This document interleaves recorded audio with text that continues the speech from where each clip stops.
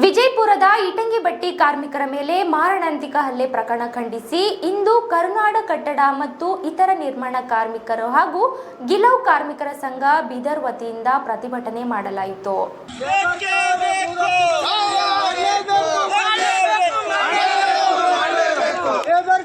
ವರ್ಷದವರೆಗೆ ಕೊಡಲೇಬೇಕು ಕಾರ್ಮಿಕರಿಗೆ ಪೆನ್ಷನ್ ಕೊಡಲೇಬೇಕು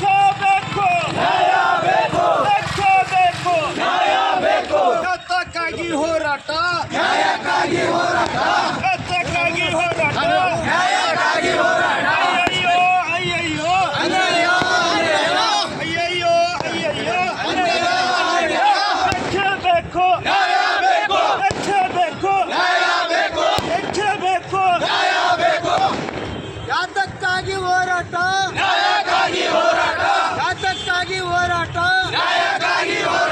ವಿಜಯಪುರ ಕಾರ್ಮಿಕರ ಮೇಲೆ ಹಲ್ಲೆ ಮಾಡಿದ ಕಿಡಿಗೇಡಿಗಳಿಗೆ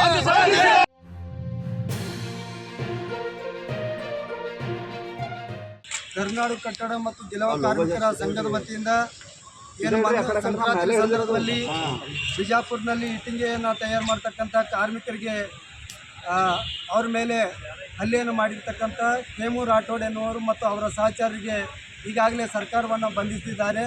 ಕಾರ್ಮಿಕರ ಮೇಲೆ ಹಲ್ಲೆ ಮಾಡಿರ್ತಕ್ಕಂಥ ವ್ಯಕ್ತಿಗೆ ಬಂಧಿಸುವುದಲ್ಲ, ಕರ್ನಾಟಕದಿಂದ ತಡಿಪಾರು ಮಾಡಬೇಕು, ಅವರಿಗೆ ಜೀವಾವಧಿ ಶಿಕ್ಷೆನ ವಿಧಿಸ್ತಕ್ಕಂಥ ಕೆಲಸವನ್ನು ಮಾಡಬೇಕು. ಕಠಿಣವಾಗಿ ಶಿಕ್ಷೆ ಆಗಬೇಕು, ಅವರಿಗೆ ಪರಿಹಾರ ಕೊಡಬೇಕು. ಅವರಿಗೆ 10 ಲಕ್ಷ ಅಂತೇಳಿ ನಮ್ಮ ಸಂಘಟನೆ ಪಡೆಗೆ ನಾವು ಮಾಡ್ತೀವಿ. ಅವ್ರಿಗೆ ಮನೆ ಮಾಡಬೇಕು.